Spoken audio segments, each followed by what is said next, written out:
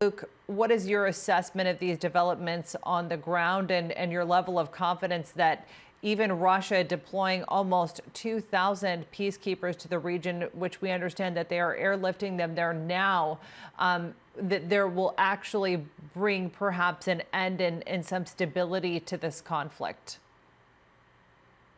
It's important for the viewers to understand that this is a very fast-moving story, a very quickly developing story. So based off what we know now, it looks like that after 45 days of fighting, this is a big victory for Azerbaijan.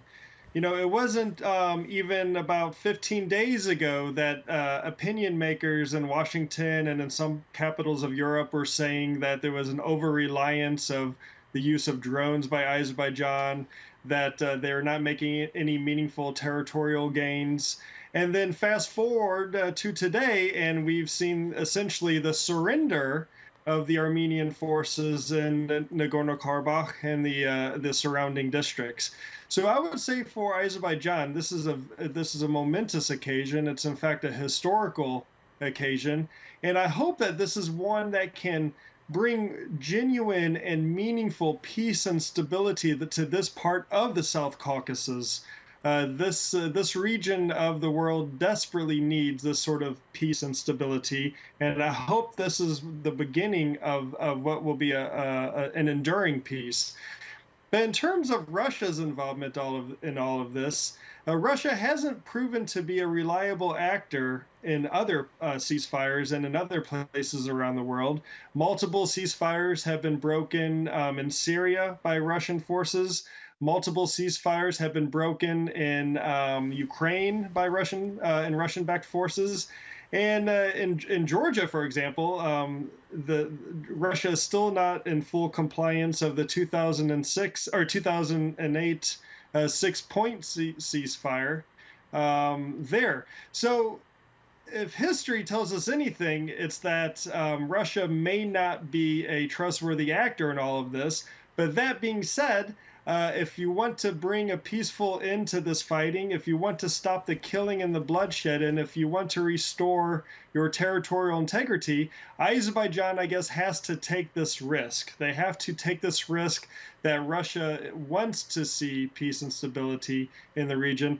But to be honest with you, I would approach this with my eyes wide open. You know, it's interesting that you talk about the statement of surrender. It was really a sort of profound statement talking about from the Armenian Prime Minister Nikol Pashinyan, talking about how absolutely painful this was, saying that he's going to address the nation in the upcoming days. We're hearing reports that there's protesters, Armenian protesters outside of the government. He said that he made this decision as a result of a deep analysis of the military situation. We certainly saw the territory that was being taken in the lead up to this. There were some really heavy blows that were dealt to that Azerbaijan's army dealt to Armenian forces in all of this. When you talk about where the Armenian prime minister goes from here politically, what are your thoughts?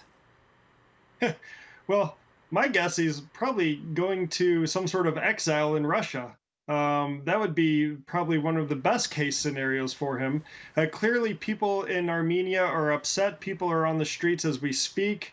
The Armenian people have been told for the past 45 days that, in fact, they are winning, that they are holding off the Azerbaijani forces, that all the progress being made and all the videos being released by Azerbaijan is fake news. They've been told this. They've been fed this misinformation. So I understand why the average Armenian on the street is confused, frustrated, and I suspect that Prime Minister Pashinyan's days as prime minister are numbered, and he only has himself to blame for this. Really.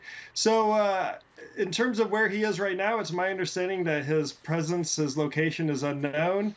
But this is the beginning of what will be a very deep crisis in Armenia. And I suspect in the context of the future of Armenia's government, Russia will come out ahead, because Russia will all but pick who replaces Pashinyan, and they will have even more influence in Yerevan going into the future. You know, it's quite, this conflict has been remarkable because obviously that there have been tensions since around 1991. But of course, this flared up again in September. When we look at the fragility of these previous ceasefires, what does this agreement need to have in it in order for there to be some permanent change here? Well, what's different about this ceasefire agreement compared to other ceasefire agreements in the past is that there's been a decisive defeat of one of the sides. Azerbaijan has dealt a severe blow to the Armenian armed forces and the separatist forces. Russia, many Armenians were hoping that Russia would come to their aid, military aid, and they did not do so in any meaningful way. And the facts on the ground have changed. Azerbaijan has liberated huge chunks of territory.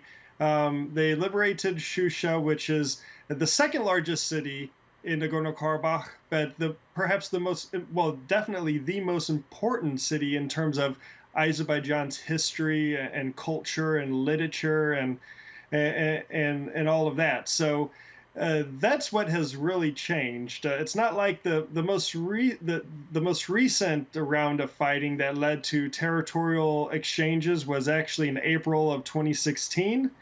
And even then, we're talking about a couple of hilltops here or there were exchanged. Azerbaijan gained a bit of land, a bit of territory, but nothing like we've seen today, which has been basically for all intents and purposes, in military terms, the destruction of the Armenian and separatist forces in Nagorno-Karabakh and the 7 surrounding districts. Luke Coffey, we really appreciate your analysis on this breaking, developing story here on TRT World.